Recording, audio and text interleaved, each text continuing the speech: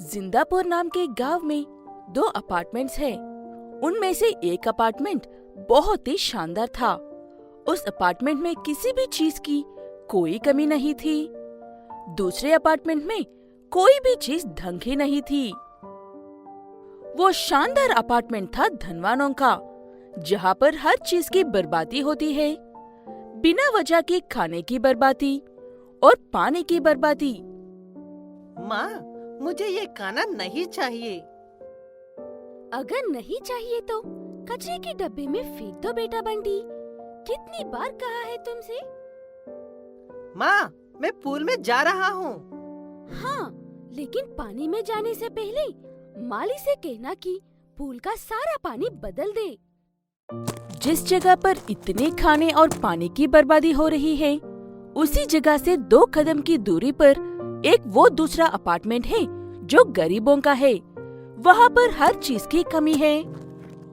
लोग खाने के लिए दिन रात मेहनत करते हैं, लेकिन पानी उन्हें मेहनत करने पर भी नहीं मिलता है। उन गरीबों के अपार्टमेंट में केशव नाम का एक व्यक्ति रहता है, जो उन धनवानों के अपार्टमेंट में माली काम करता है और चुपके से अपने अपार्टमेंट में थोड़ा थोड़ा पानी भेजता है।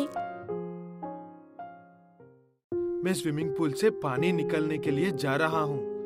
तुम लोग जल्दी से पीछे वाले नाले के पास आकर पानी पकड़ लो। ठीक है जी, मैं बाकी सबको भी बताकर जल्दी से आ जाऊंगी।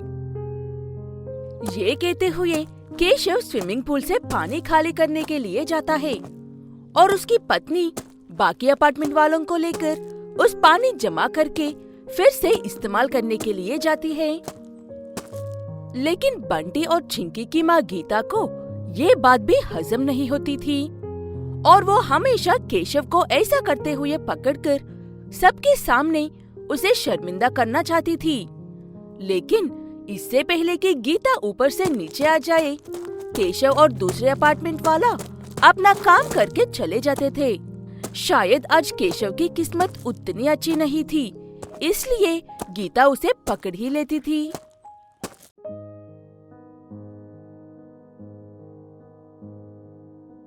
तो आखिरकार तुम मेरे हाथ लग ही गए। चलो, आज मैं तुम्हारा खेल खत्म करती हूँ। ये कहते हुए गीता अपने सारे अपार्टमेंट वालों को बुलाकर केशव और उसके अपार्टमेंट वालों के बारे में बताती है। सारी बात सुनने के बाद गीता के अपार्टमेंट का मुखिया, हम आप लोगों पर भरोसा करके हमारे पास काम करने देते हैं और आप सब इतनी आसानी से हमें धोखा दे रहे हो। कितनी शर्म की बात है। हम में से कोई भी आपको धोखा नहीं दे रहे हैं साहब जी। हम सिर्फ वही पानी ले रहे हैं जो आप लोग इस्तेमाल करके फेंक रहे हैं। इसमें गलत क्या है, आप ही बताइए। तुम ये सब हमसे छुपा कर रहे हो, ये बात गलत है। मैं काफी दफा पूछकर देख चुका हूँ मैडम जी, कोई फायदा नहीं है। आप लोग साफ इनकार कर देते हो। आप लोग हमेशा ढेर सारे खाने और पानी को बर्बाद करते रहते हो। ये बात सुनने के बाद उस धनवानों के अपार्टमेंट में रहने वाले सभी लोगों का माथा गुस्से से घूम जाता है। लेकिन केशव को जवाब सिर्फ उस अपार्टमेंट का मुखिया ही देता है। अपनी जुबान संभाल कर बात करो केशव। हम जो भी खाते हैं या बर्बाद करते हैं, वो सब हमारी मेहनत की कमाई का है। जाओ यहाँ से और फिर कभी हमारे अपार्टमेंट के तरफ मत आना। ये कहते हुए केशव को वहाँ से निकाल देते हैं। ये बात सिर्फ उस अपार्टमेंट वालों की ही नहीं, 100 में से 70 धनवान हर रोज बिना किसी वजह के ढेर सारे खाने की बर्बादी करती है।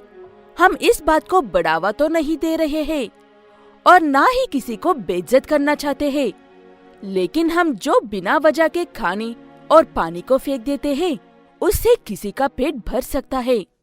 जफा एक बहुत ही खूबसूरत स्थल का नाम है। वहाँ के लोग भी उस जगह की तरह ही थे और बहुत ही अच्छी जिंदगी गुजारते थे। फिर अचानक से वहाँ पर ऐसी भूखमरी का हमला हुआ कि धनवान और गरीब सब सड़क पर उतर आए। सबरीना एक 15 साल की लड़की है जिसका परिवार भी जफा के भूखमरी का शिकार हुआ है। सबरीना अपने छोटे भाई के साथ मिलकर हर रोज सुबह उठकर गलियों और बाजारों में घूमकर लोगों के जूते पॉलिश करके थोड़ी सी पैसे कमाती थी। माँ, हम जा रहे हैं, शाम को लौटेंगे। थोड़ा सा नाश्ता करके जाओ बेटा, कल रात को तुम्हारे पिताजी 2 रोटियां लेकर आए थे।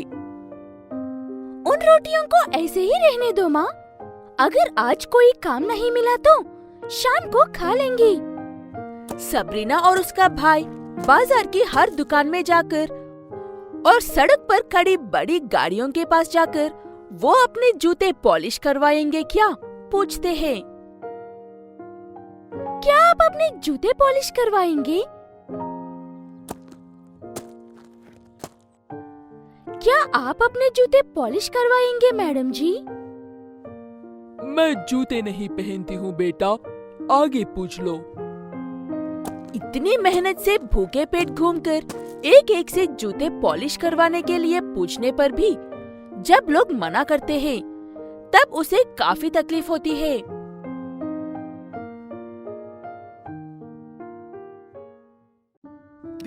दोपहर हो गई है और मुझे भूख भी लग रही है।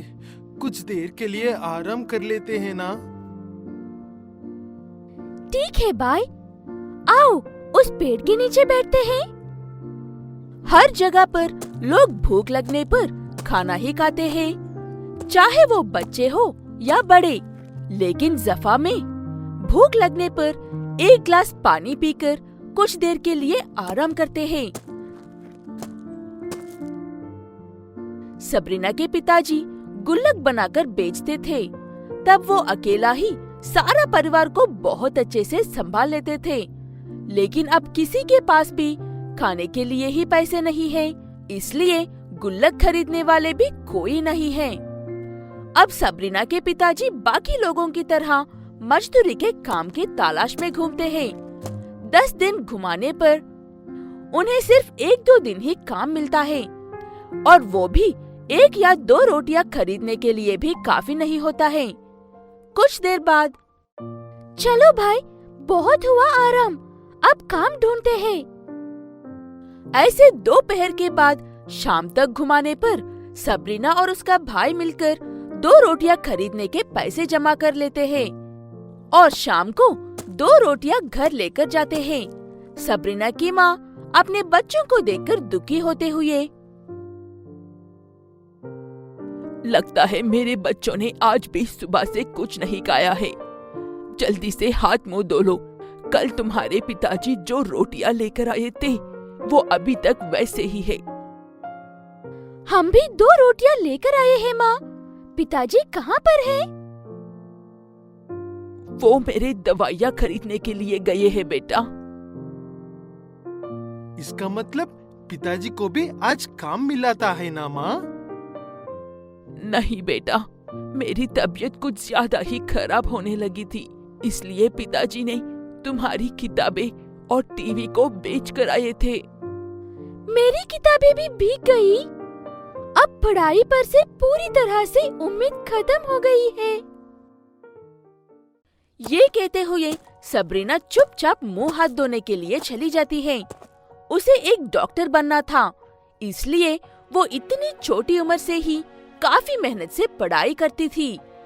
स्कूल छोड़ने के बाद भी सबरीना हर रोज अपनी पुरानी किताबों को पढ़ती रहती थी, इस डर से कि वो पढ़ना लिखना भूल ना जाए।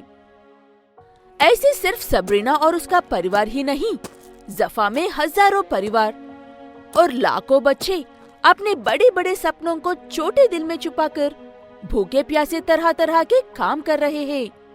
जिन कांधों को किताबें उठाने चाहिए, वो अपने परिवार की जिम्मेदारियां उठा रहे हैं। कोई सबरीना की तरह जूते पॉलिश कर रहे हैं तो कोई बड़ी गाड़ियां साफ कर रहे हैं। काम मिलने की उम्मीद खो चुके लोग भीख मांग रहे हैं। ये हालत सिर्फ जफा की ही नहीं, ऐसे कई और देश और जगहें हैं जहाँ पर लोग हर रोज भूखमरी की वजह से मर रहे हैं। आज हम कहीं और गुजरने वाली दुखभरी कहानी सुन रहे हैं। इससे पहले कि कहीं और रहने वाले हमारी ऐसी कहानी सुनने लगे, हर चीज की अहमियत को समझ लीजिए। आखिर तक देखने के लिए धन्यवाद।